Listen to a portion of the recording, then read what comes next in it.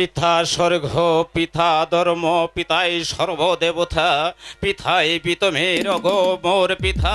তুমি স্বর্গ থেকে আশীর্বাদ করো, আমি যেন পারি তোমার এই সিংহাসনের মান মর্যাদা অক্ষুণ্ণ রাখতে, আমি যেন পারি তোমার প্রজাদের সুখে সুখী হতে, আমি যেন পারি তোমার প্রজাদের দুঃখে দুঃখী হতে। হরি নাম নাম নাম। এই কি আছিস? মন্ত্রী মশাইকে তোর ভারী পাঠিয়ে দে। মহারাজের জয়।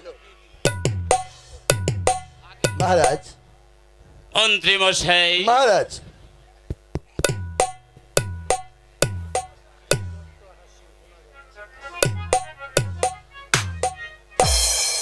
মন্ত্রী মশাই, মহারাজ, আমার আমার একে মাত্র পুত্র যুবরাজ প্রেম কুমার বেশ বড় হয়ে উঠেছে, তাই তো আমি চাই তাকে স্কুলে ভর্তি করে উচ্চ শিক্ষায় শিক্ষিত করে আমি তাকে মানুষের মতো মানুষ করে ঘরে তুলতে চাই। এতে আপনার কি অভিমত মন্ত্রী মশাই? মহারাজ, আপনার একমাত্র পুত্র যুবরাজ প্রেম কুমার স্কুলে লেখাপড়া করে একটা মানুষের মতো মানুষ হবে, এতে আমার আবার কি দ্বিমত থাকতে পারে মহারাজ? উত্তম উত্তম যুক্তি মন্ত্রী মশাই, উত্তম যুক্তি। আমি আপনাকে আদেশ করলাম, আপনি আগামী করলো আপনি স্কুলে গিয়ে আমার পুত্র প্রেম কুমারকে স্কুলে ভর্তি করে দিয়ে আসবেন, এটাই আমার আদেশ। প্রণাম হয় মহারাজ। কে? মহারাজ,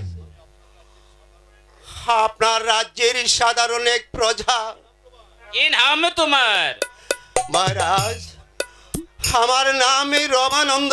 কি চাই এখানে?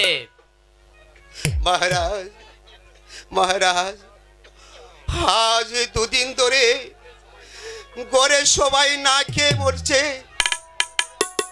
দয়া করে আপনি রাজ্যে আমাকে একটি চাকরি দেন মহারাজ, আমাকে একটি চাকরি দেন। এই বয়সে তুমি কি চাকরি করতে পারবে যে?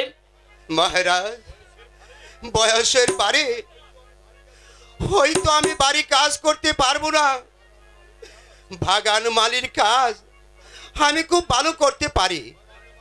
বাগান মালির কাজ তুমি করতে পারবে? যাও রমানন্দ, আগামী কাল থেকে তুমি আমার বাড়ির মালির কাজই করবে। এখন তুমি আসতে পারো।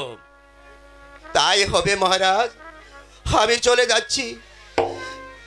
যাবার পূর্বে একটি কথা বলে যাচ্ছি, আজ আপনার দরবারে এসে আপনি যে মুহূর্তের পরিচয় দিয়েছেন আপনাকে আমি জানিয়ে যাচ্ছি আমার শত প্রণাম, শত শত প্রণাম, শত শত।